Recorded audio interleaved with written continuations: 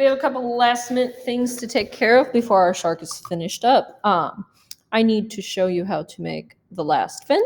I need to show you how to make some really cool looking bubbles. And I need to show you how to do the gradient tool. So I'm going to make sure I'm on the shark layer again because I start messing with other stuff. And I'm going to come in once again and create a nice fin using my pen tool. Let's click on that. And I'm going to put it thereabouts here. So boom, boom, boom. Those pink things you see popping up are guides. And once again, I'm going to go to my curvature tool. You can use the properties. You have to select anchor points to do that. So like if I click on that, that'll pop up.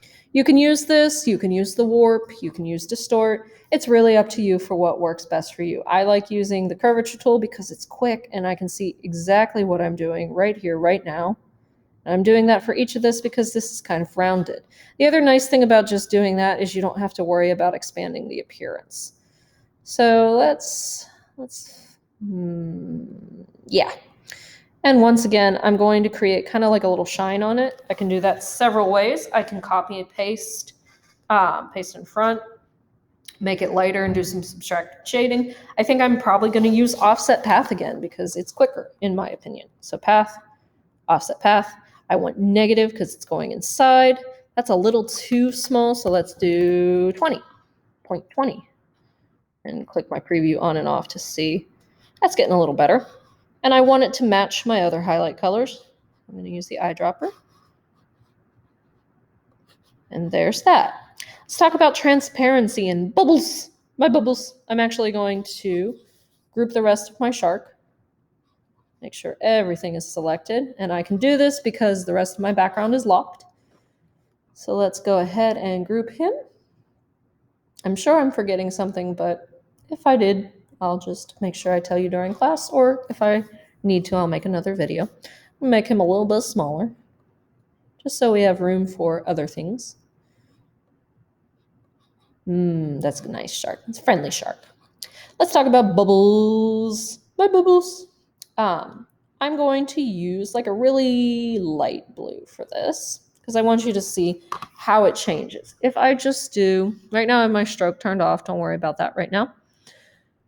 That looks cool. If I really want, and this could change if you have transparency going.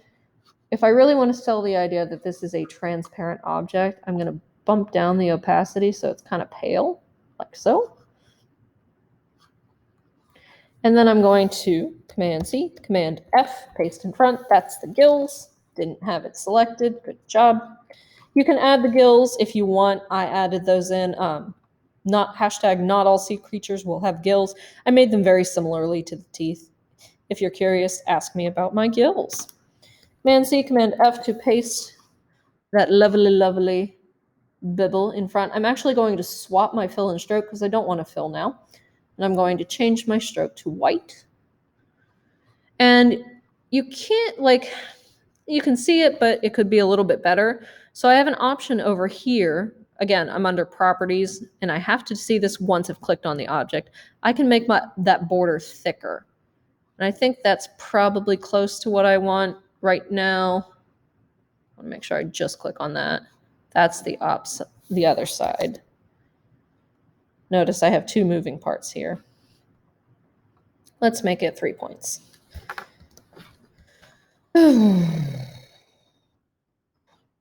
So now I have a nice 3-point bubble. And if I zoom in a bit, I'm going to add a few more things using like my pencil tool. That's terrible. To create those shapes that we often see on bubbles. I want to fill. And you can play with warp. Ooh, that actually looks kind of cool. Expand the appearance, just get into the habit of doing it right after you warp, guys and gals. It'll save you so much heartache. And I want to make sure I'm following that curve, so I put that down there. Let's make another one.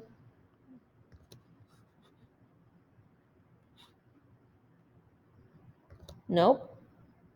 There we go. This really is so much easier with a mouse. And this is a case where I really like the smoothing feature of the pencil tool. There we go. And that gives me an idea of a nice round bubble. I'm going to select it and group it. Group. And I'm going to shrink it because it doesn't need to be that big. Maybe I want a couple big bubbles like that, but I want the main focus to be on my critter. So I'm going to do Command C, Command V, a couple more of those, vary the size. Variety is the spice. Variety is the spice of life, but don't get that spicy. And those little details really do help make things pop.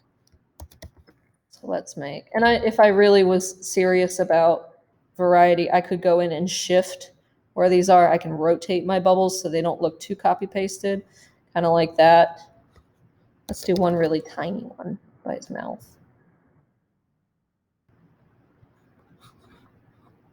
Yeah, so there's some cool bubbles. Let's zoom it out so you can see what I've got so far.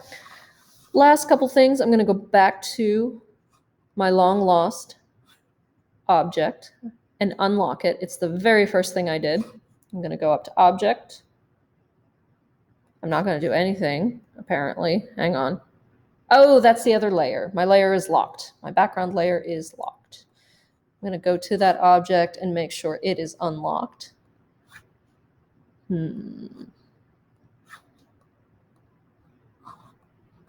Oh, it is unlocked. Cool. So now I'm going to come in with my gradient tool. And you have to select a gradient state. Right now I'm in solid fill. We've talked a little bit about no fill, none, nothing. You get nothing. And the middle is this gradient. I already have my colors set up, but when you choose gradient, this will pop up. You have two options here. It's usually black and white. You got to double click on the circles. It brings up either CMYK, which stands for cyan, magenta, yellow, and black. B being for blue, I guess. You can use the swatches to help you pick stuff. You can use the eyedropper, or you can use this bar down here. Personally, I think the swatches are easier and faster.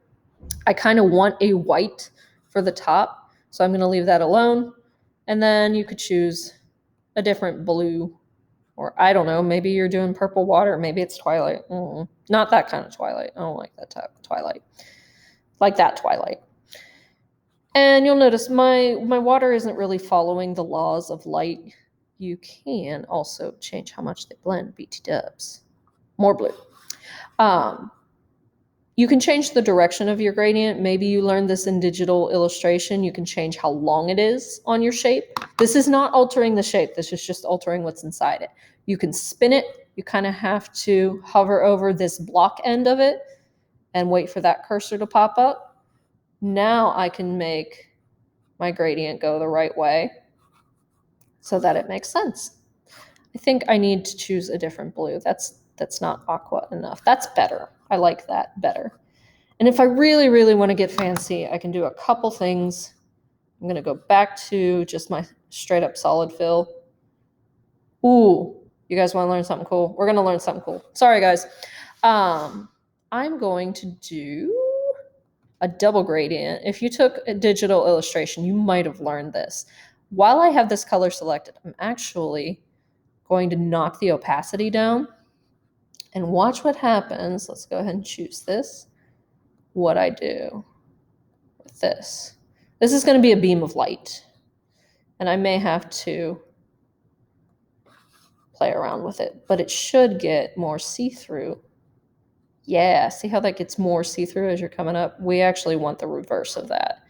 So we're going to bump this one back up to 100. That's what that looks like. And we're going to bump this one down because as you get farther into the water, the light starts to dissipate. Oh, yeah. And I could go even farther, I think. Yes. And I can change. I have to make sure the object's selected, but I can change how quickly that gets transparent as well. But that is another cool effect you could, in fact, add. Just make sure that you're sticking with white for that. Or, I don't know, maybe you want to do the same color blue. That selects the same gradient, but you get the idea. I'm going to make a couple more of these, and we're going to call it a day with your sea creature. Remember, I'm going to be looking to see if you're trying these techniques. I'm not necessarily looking to see, can you make the exact same shark as me? That's kind of boring and not what I should be doing in terms of encouraging your own creativity. But I need to see these techniques, the subtractive shading, playing with opacity, playing with gradients, all of those things there. That's a little too much. We're going to make that a little more subtle. Let's go to layers and properties for that shape itself. I'm on the, no, I'm not on the gradient tool.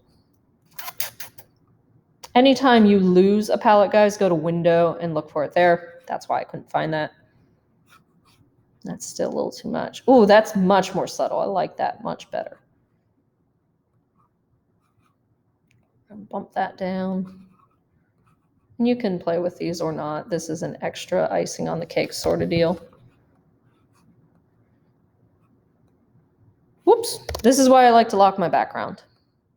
And as always, when you are working in Illustrator, you have a couple options for saving. When you're working on a working file, you must, to preserve all of these shapes and all of this goodness, you must save as an AI file, an Adobe Illustrator file. When you first save, it'll come up like this. You name it something you'll remember.